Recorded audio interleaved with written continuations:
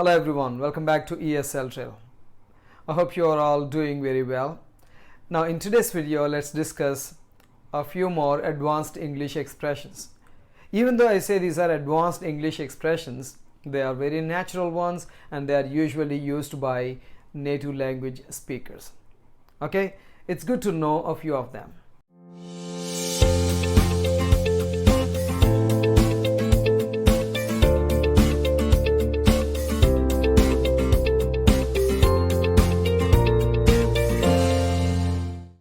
Okay, let's have a look at the first one here. The first one is down in the dumps. Down in the dumps is an informal expression. It means very sad and without much interest in life. Very sad and without much interest in life. The simple meaning is unhappy. If you are unhappy, you can say that you are down in the dumps. Let's have a look at a few examples. The first one. She is feeling a bit down in the dumps. She is feeling a bit down in the dumps. It means she is a bit unhappy. She is very sad. She is not interested in life because something bad has happened, or maybe something that she expected did not happen. Now let's look at one more example. He had been down in the dumps since his girlfriend left him. He had been down in the dumps. Means he had been very unhappy, very sad because his girlfriend left him. Since then, since that point of time, he had been unhappy. Okay, that is about the first expression, down in the dumps. I hope you are not down in the dumps.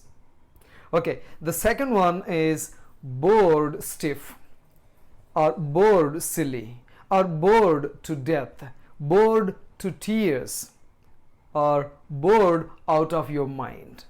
Have you seen that there are many expressions which mean the same thing? All expressions give the same meaning.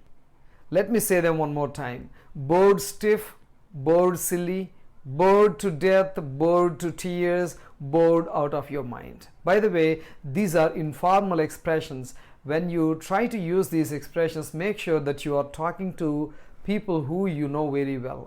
Your friends, your family members. But if you are speaking to someone who is elderly, who you do not know very well, maybe you are talking to your boss, be careful, don't use this or don't use these. Now the meaning is extremely bored. Extremely bored. Now let's look at examples so that you can understand this. She was alone all day and bored to death. She was alone all day and bored to death. Means she felt extremely bored. Okay, one more example. There are no jobs, there's nothing to do. These young people are bored to death.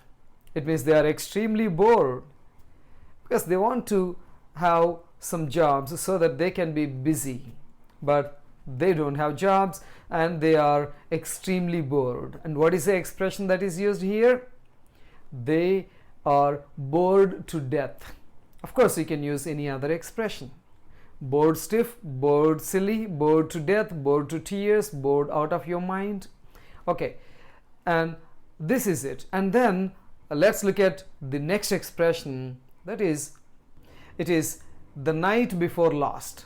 The night before last. Now we usually say, last night I was busy. Last night I went to a party. But how do you talk about one night before that? For example, it is Thursday today, and if I want to talk about what happened yesterday, I can say last night. But what if something happened on Wednesday, 2 days ago, actually night time, 2 nights ago, and how can I say that? And this is the expression that you can use. You can say the night before last. The night before last. Not last night, the night before last. I think I've got the point. Let me give you an example. The night before last, I was in Chennai. Last night, I was in Bangalore. And today, I am in Vijayawada. Okay, this example is enough, I think. Now, this takes us to the fourth expression, not somebody's cup of tea. Not somebody's cup of tea. So here somebody is, in place of somebody's, you can say my cup of tea or her cup of tea. his cup of tea, your cup of tea, their cup of tea, something like this.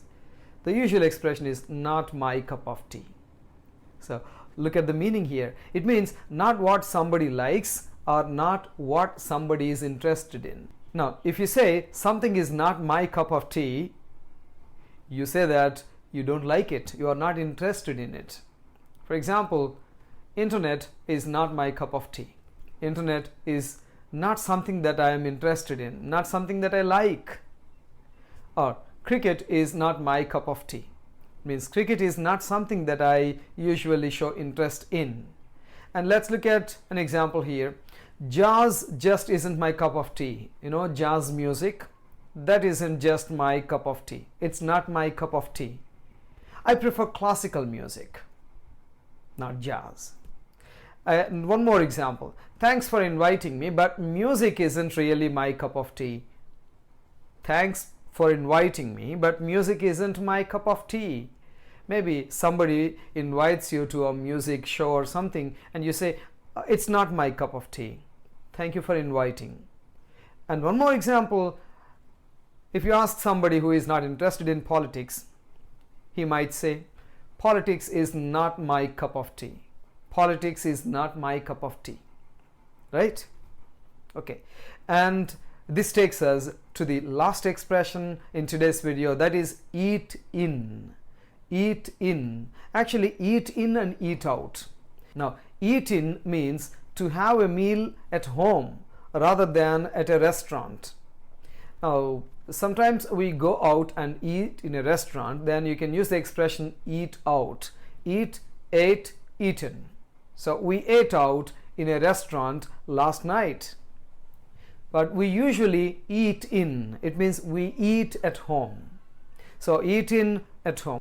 Okay, when you talk about restaurants, you don't want to take a parcel. You don't want to go for a takeaway, but you want to eat inside of a restaurant. Then you can use this expression eat in. See here, eat in can be used when you take food at home regularly, and eat in can be used when you go to a restaurant and you want to eat inside but not take a parcel. But eat out has a completely different meaning. So not at home, eating outside of home. Okay, so that is it. Let me give you an example for eat out. So when I lived in Spain, I used to eat out all the time. When I lived in Spain, I used to eat out all the time. By the way, I have a question. When was the last time you ate out in a restaurant? Do let me know in the comment section. Thank you very much for watching this video. I'll see you in my next video.